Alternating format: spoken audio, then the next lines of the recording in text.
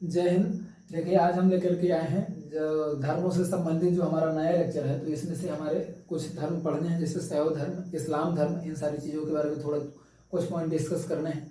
इसके पहले हमने जैन धर्म के बारे में पढ़ा, बौद्ध धर्म के बारे में पढ़ा, और जो बौद्ध धर्म का जो हमारा सेकेंड लेक्चर था, तो उसमें मैंने बौद्ध वर्सेस जैन के बीच में थोड़ा सा कंपैरिजन भी कराने का प्रयास किया, जिन पॉइंटों में साथियों को दिक्कत होती है, कभी कभी कन्फ्यूजन होती है, तो वो चीज़ हमने देखी थी। ठीक है, अब यहाँ पे देखते हैं हम आगे।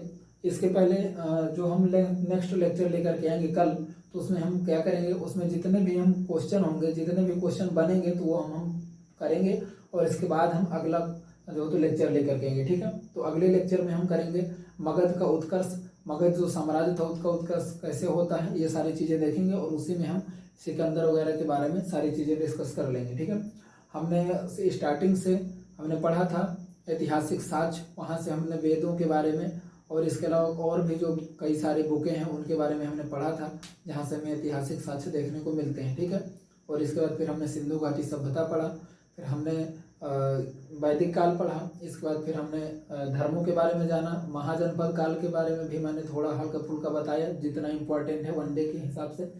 इसके बाद फिर हमने धर्म पढ़े। ठीक है, और आज हम कुछ धर्म और करेंगे। इसके बाद फिर हम कल करेंगे क्वेश्चन, ठीक है, जहाँ से पुट अप होते होंगे, और इसके बाद फिर हम नेक्स्ट लेक्चर लेकर के आएंगे। तो चलिए देखते हैं यहाँ पे शैव धर्म की बात करें यहाँ पे, तो शैव धर्म किससे संबंधित है? भगवान शिव से। किससे संबंधित है? भगवान शिव से।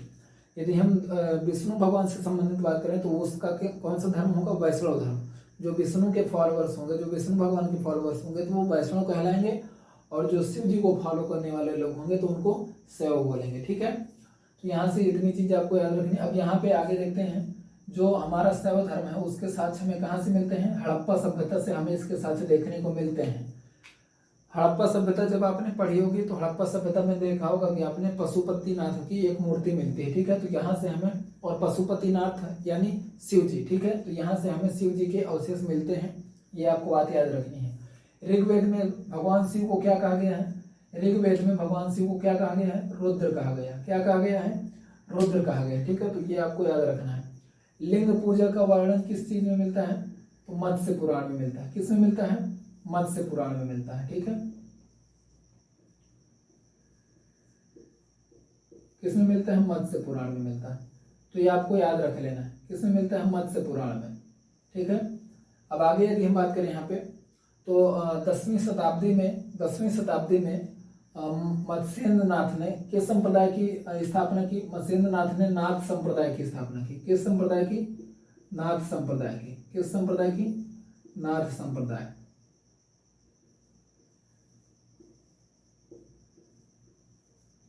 नाथ संप्रदाय की स्थापना की। ठीक है, किसने स्थापना की? क्वेश्चन यहाँ से पुटअप होता है, ध्यान दीजिएगा।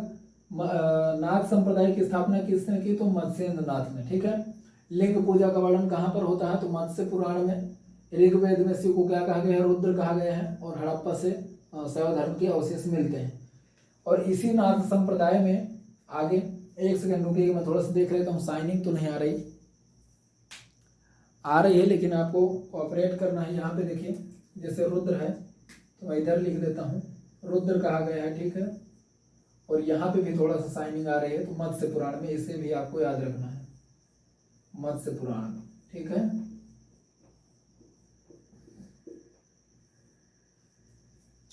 नाथ संप्रदाय में यदि हम आगे बात करें तो यहीं से, इसी से संबंधित हमारे कौन?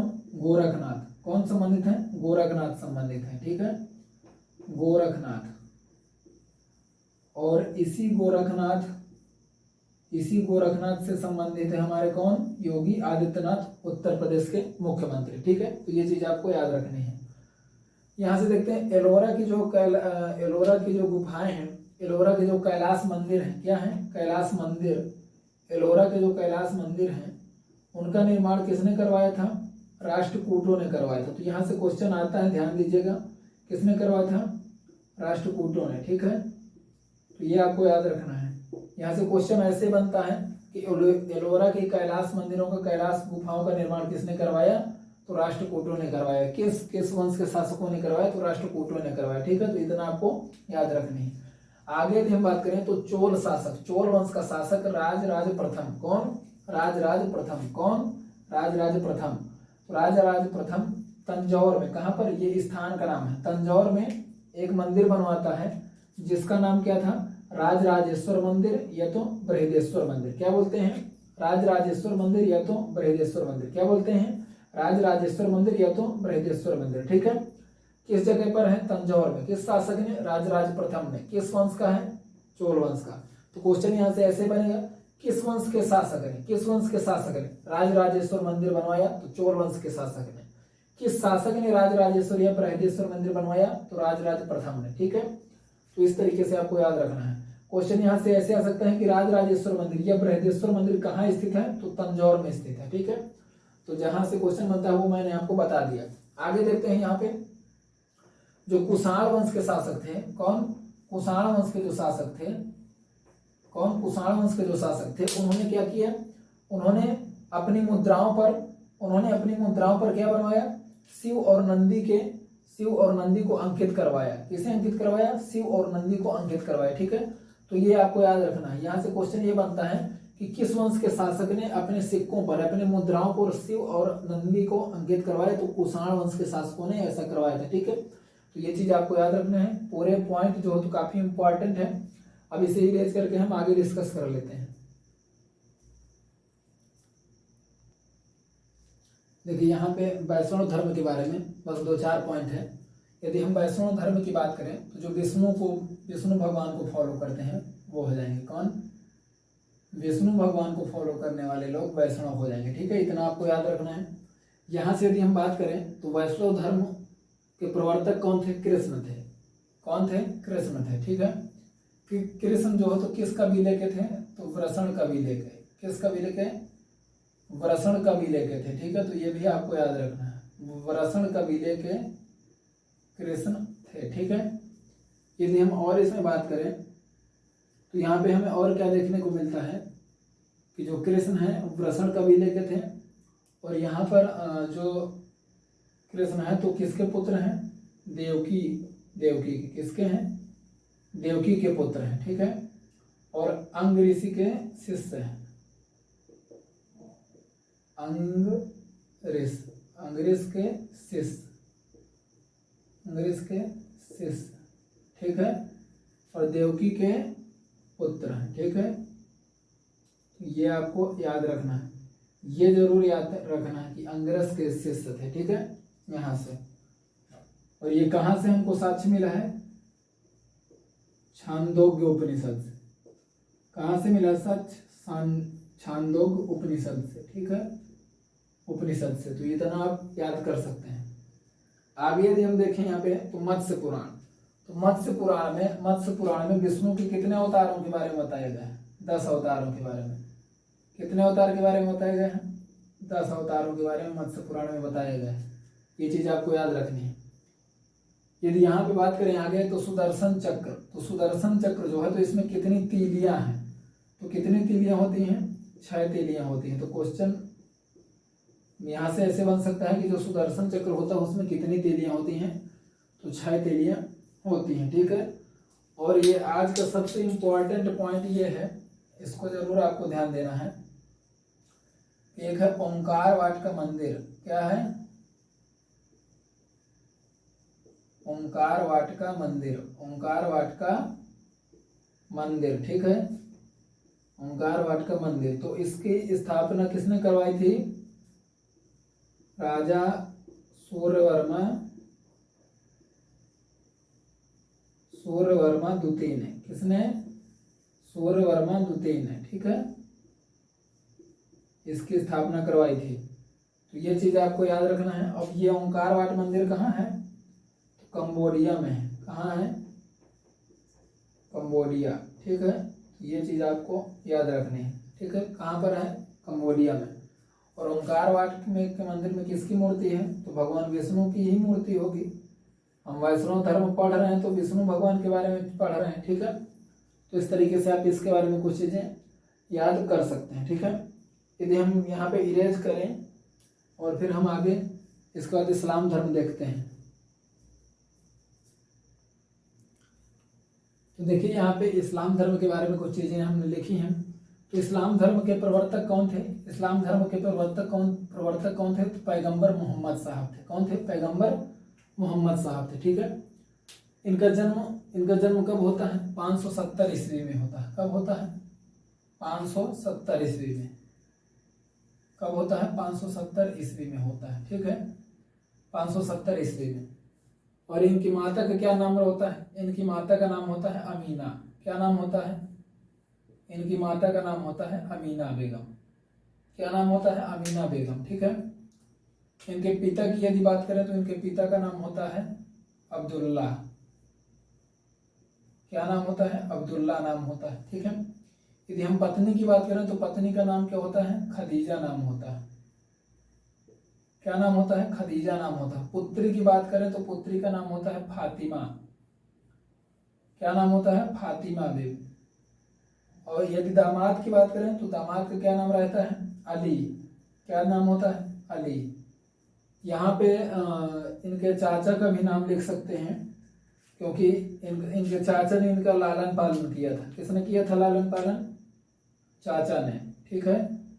तो चाचा की यदि हम बात करें यहाँ पर, तो इनके चाचा का नाम था अबू तालिब। क्या नाम था? अबू तालिब। ठीक है, अबू तालिब। ठीक है, इस तरीके से आप याद कर सकते हैं। आगे यदि हम देखें तो किसने पैगंबर मोहम्मद साहब को ज्ञान की प्राप्ति की? तो जिब्राइल। किसने की? जिब्राइल ने। ठीक है, किसने की? जिब्राइल ने। कुरान जो है, तो कुरान इस्लाम धर्म की सबसे पवित्र किताब है। भाषा की यदि बात करें तो अरबी है। कौन है? अरबी भाषा है इन लोगों की। और मृत्यु की बात करें तो 632 ईस्वी में इनकी मृत्यु होती है। ठीक है, 632 ईस्वी में इनकी मृत्यु हो जाती है। इनकी मृत्यु के साथ ही ये दो भागों में डिवाइड हो जाता है, एक शिया और दूसरा सुन्नी। दूसरा क्या? सुन्नी। ठीक है, इन दो भागों में डिवाइड हो जाता है। अब इसे थोड़ा सा ध्यान से समझिएगा। जो शिया है, तो जो अली होता है, अली इनका जो दामाद होता है, जिन लोगों ने अली को कहा कि अली अब नया पैगंबर बनेगा, पैगंबर मोहम्मद साहब के बाद मरने के बाद अगला पैगंबर कौन बनेगा? अली। तो जिन लोगों ने अली का सपोर्ट किया उन्हें क्या कहा गया? शिया कहा गया। क्या कहा गया? शिया कहा गया। लेकिन जो लोग सुनने पर विश्वास रखते थे, इसका अर्थ यह है कि जिन लोगों ने पैगंबर मोहम्मद साहब की बातों को ज़्यादा फॉलो किया है और वो ज़्यादा अच्छे से पैगंबर मोहम्मद साहब के मैसेज को दूसरों तक डिलीवर कर पा रहा है, उसे क्या बोला गया? सुन्ना। ठीक है, क्या बोला गया? सुन्ना। तो जो लोग मतलब पैगंबर मोहम्मद साहब की बातों को ज़्यादा तवज्जो देते थे, ना कि उनके परिवारवाद को। ठीक है, तो उनको क्या कहा गया? सुन्नी कहा गया। क्या कहा गया? सुन्नी कहा गया। तो यहाँ से आपको इतना याद रखना है। पैगंबर मोहम्मद का जो जन्मदिन है तो किस रूप में मनाया जाता है? जन्मदिन किस रूप में मनाया जाता है? ईद ए मिलाद उन नबी।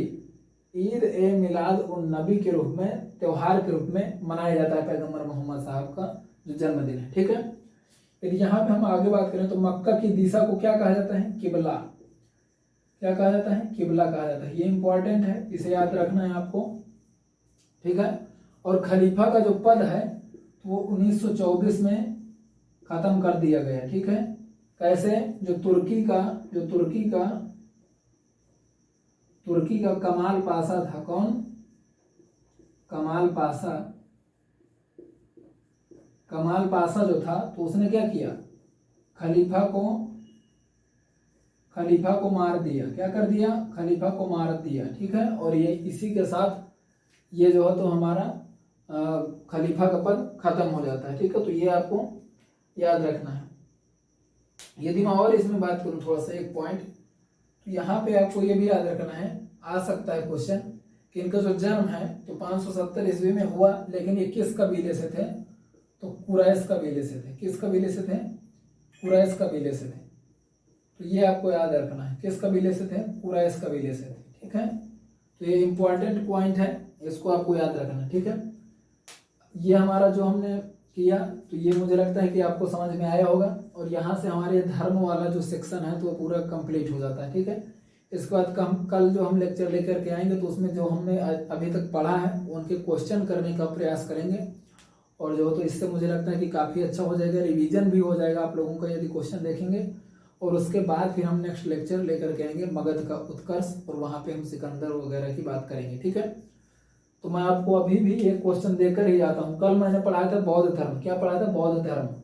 और मैंने उसमें एक पॉइंट बताया था कि बौद्ध संघ में शामिल होने के लिए न्यूनतम आयु कितनी है, और बौद्ध संघ में शामिल होने को क्या कहा जाता है। तो ये आपको याद रखना है। इसमें HW है, ठीक है, कि जो बौद्ध धर्म में शामिल होना है, बौद्ध संघ में, इसमें बौद्ध संघ में, धर्म में नहीं, संघ में, ठीक है। तो इसके लिए न्यूनतम आयु क्या थी, एज क्या थी न्यूनतम, ये है एक क्वेश्चन। और इसको क्या कहा जाता था, क्या कहा जाता था, ठीक है, क्या कहा जाता था, ये आपको HW है, ठीक है। तो इतना करना है। इसके बाद आप रिवीजन करेंगे। कल हम इसका क्वेश्चन सेक्शन लेकर के आएंगे। तो आज के लिए इतना ही रखते हैं। जय हिंद।